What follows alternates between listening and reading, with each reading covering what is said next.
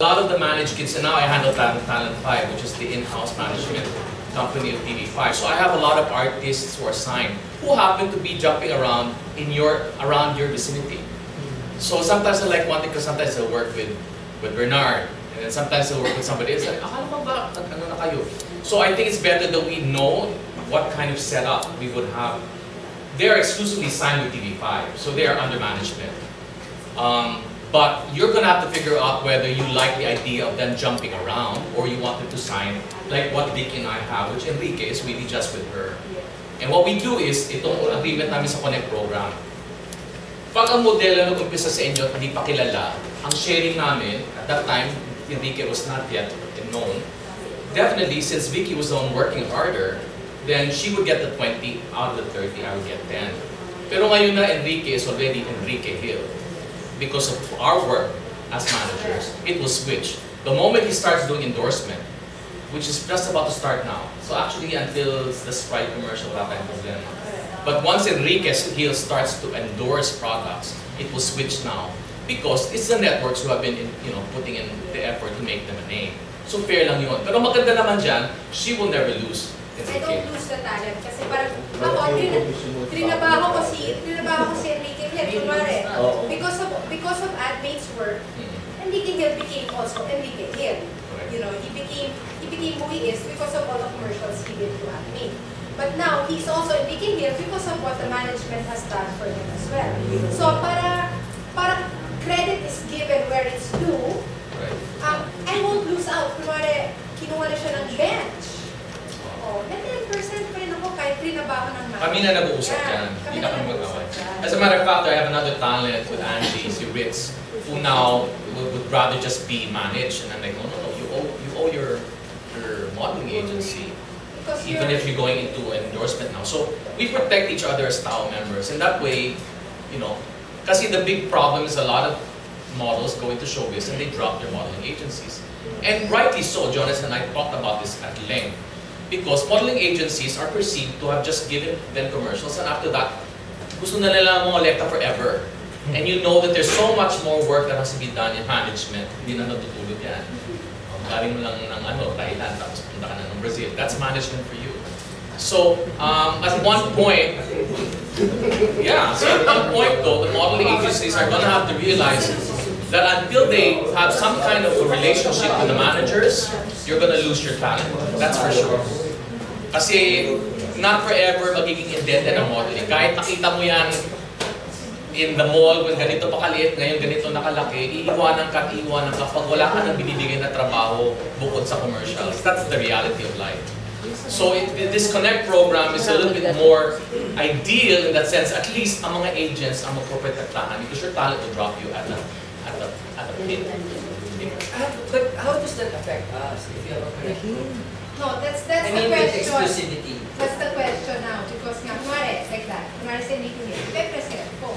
Pero ang exclusive contract nasa CBS. Paano? Those are the exemptions I'm talking about. Kasi, although I am present, let's say, kasi he has other talents that aren't yet celeb. Kasi yung kontrata namin sa management, all-encompassing, including commercials. So entertainment, commercials. Yes, everything. So it's an internal agreement.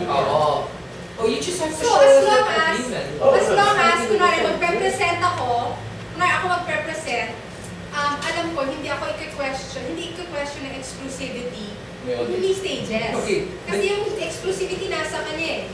Diba? So, hindi ako i-question, they won't question the exclusivity. Wala naman talaga yung issue kasi kapag naging question yung kay Enrique, kunwari yung caster, magkasama naman kayo okay pala. Ang magiging issue lang kasi na exclusivity. Kapag magka-away na kayo, mag-away din akin siya. Pero also, it's also like this. Right now, I call AdMate more than stages. But what if the situation is reversed? There's a caster who likes Audie more than Vicky. So you just need to really provide that agreement between the two of you that either stages or AdMate can represent.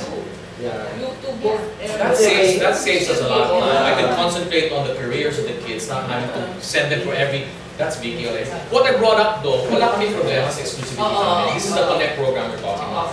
What I have problems lately is that I have Talent 5 kids jumping around different agencies for commercials. So I'm asking you guys now whether they should sign with any one particular. They should sign. So, I have a question. No, but if you have, they cannot sign if they're exclusive to you. No, They know kasi don't get in is all commercials. encompassing. They know kasi don't get in commercials. So what they do lang is they just give me a commission, 10%, alam nila yun. But they jump around agencies. But I have a question. If they're Talent 5 talents, Yeah. are they exclusive with Channel 5? Yes.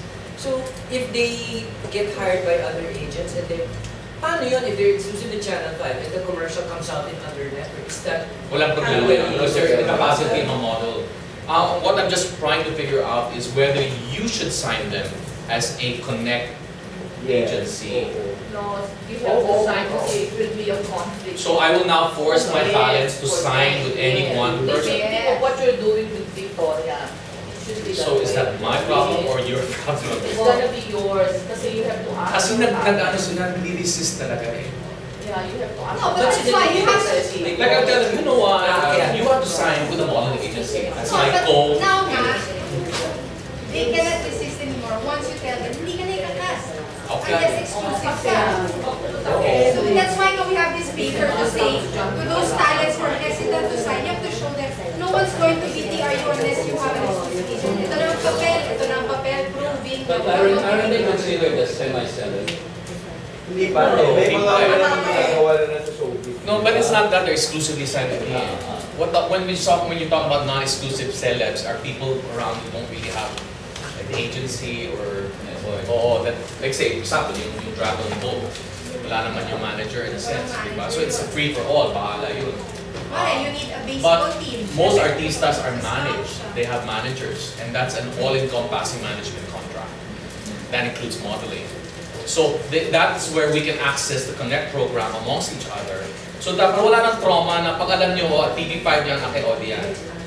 Diba? I mean, wala tayong, kay Jonas yan, wala na tayong, so if he chooses to pan out his talents for commercials, then at least we know who to connect to. We know the program. It's a 20-10 split. If it's unknown talent, it becomes 20-10, 10-20 pag naging endorser na. In the same manner that all of you have talents, and some of your talents want to enter showbiz. But that's not your forte. Your forte is the commercials. So through the Connect program, you can endorse to Audi and have that agreement para hindi mawala sila talent mo. Kung gusto niya maging artista, hawak mo pa rin siya. Hindi mawawala sa'yo. Kasi what happens now is, only during the duration of your exclusive contract. Now, kung alagaan mo naman yung talent mo, paulit-ulit na magsasign sa iyo. So make them sign. Make them All right, got it. Okay. Any more questions? Now is the time to ask the question. Questions na para susunod.